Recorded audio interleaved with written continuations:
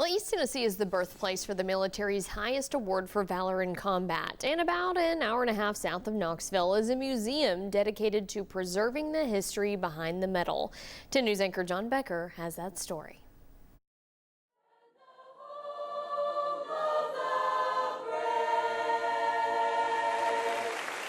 A year before the recipients of the highest award for valor in combat planned their annual gathering in Knoxville, we captured their visit in 2013 to the hallowed ground of a pivotal battlefield in the Civil War, Gettysburg.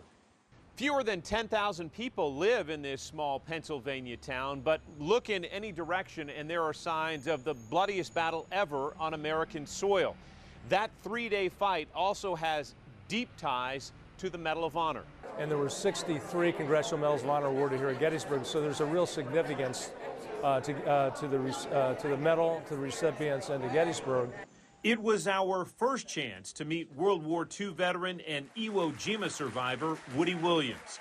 At age 23, the farm boy from West Virginia used a flamethrower to save the lives of fellow Marines. His message to these high school students: courage is a character trait shared inside and outside the military. Those are the future people that are going to be in charge of this country. And somehow they've got to be influenced to know that this is the best place to live in the world, and we have a freedom like no other place, and we must protect that. Recipients of the Medal of Honor are rare. Of the more than 41 million who have served in the military, barely 3,500 have received the Medal of Honor, and fewer than 65 are alive today. In Knoxville in 2014, they helicoptered into schools to share their stories and their message.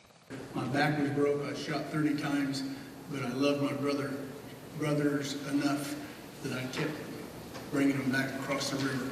The living recipients also explain what many refer to as the burden of the medal. A distinguished award hangs around their necks for a combat action that often claimed the lives of fellow troops. You know, I played the coulda, woulda, shoulda game for years, like most people who have been deployed and suffered, you know, losing their brothers and sisters in arms, as well as those that have suffered post-traumatic stress.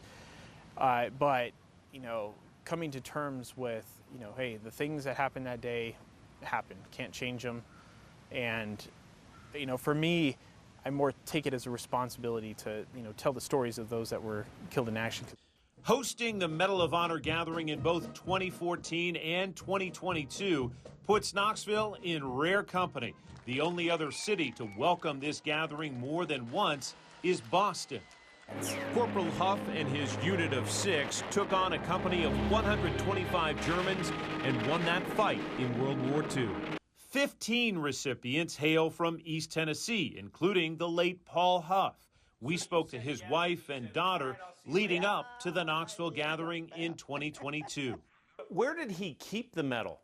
Where did he keep it?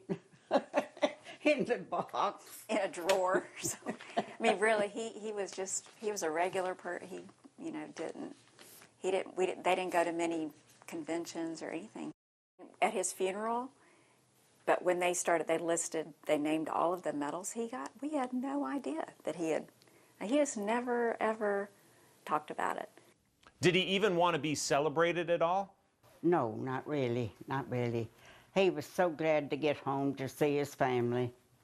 As the city of Chattanooga welcomes the living recipients of the Medal of Honor, a key focus will be here along the riverfront at the National Medal of Honor Heritage Center. Come back home where that history of that medal they wear around their neck started. It is everything we do in the convention from September 30th through October the 4th is kind of centered around a homecoming. Chattanooga is known as the birthplace of the Medal of Honor, where the first medals were awarded during the Civil War, and the museum recounts that action. But you see the story of Jacob Parrott, the very first Medal of Honor recipient.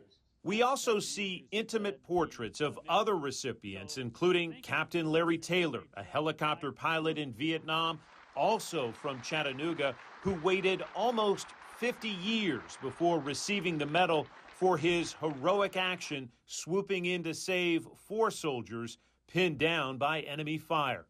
It is incredible that you really think about how many recipients have come out of East Tennessee. The stage is set as this river city in East Tennessee prepares to welcome America's most exclusive group of warriors for their annual gathering this fall.